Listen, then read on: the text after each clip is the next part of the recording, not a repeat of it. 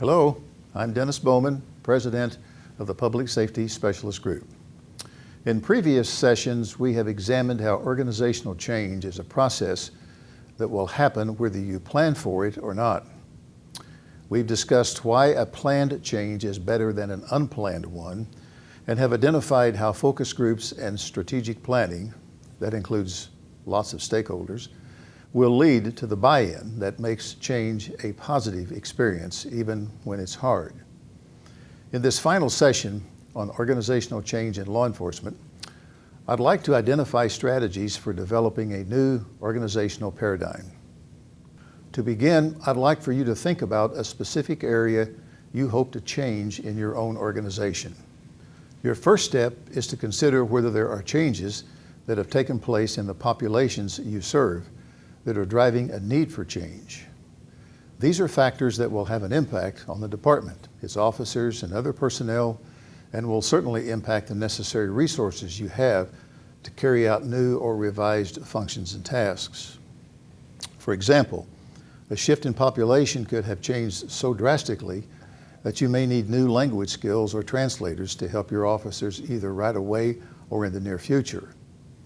As you plan for this change, you will need to make certain that you are operating with a shared purpose, with trust and organizational support and collaboration. You will need to encourage or even demand contributions from all strategic levels of the department. Employees who will be impacted by this change must be given the opportunity to understand the value of the proposed change, as we've talked about, and have an opportunity to be heard through open communications and collaboration. Without question, law enforcement is functioning in very challenging times. It's our responsibility to redirect, reprioritize, reevaluate, or even cease certain practices to meet the expectations and improve the practices of our mission with the communities we are sworn to serve and protect.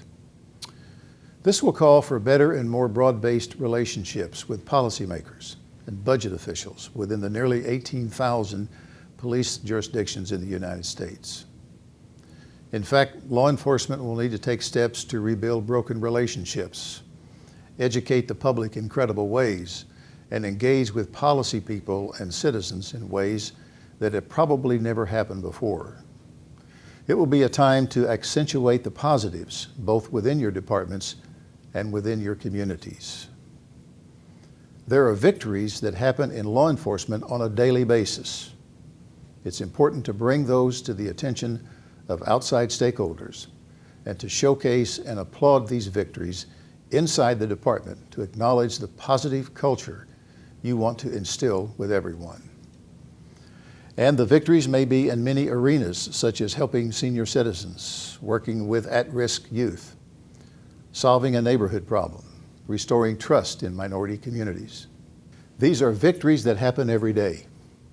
Combining the efforts to honestly communicate with external stakeholders with the hard work that it will take to create organizational changes within the department that mitigates the incidences that have led to criticisms will put law enforcement on a path to strong and supportive community relationships with the internal buy-in that it will take to keep those relationships positive.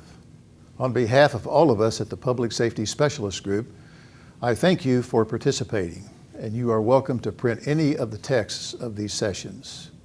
We have additional resources at pssg.net to assist as you pursue organizational changes, and we're certainly available to consult with you on those plans should you need us. I'm Dennis Bowman, the President of the Public Safety Specialist Group. Thank you and stay safe.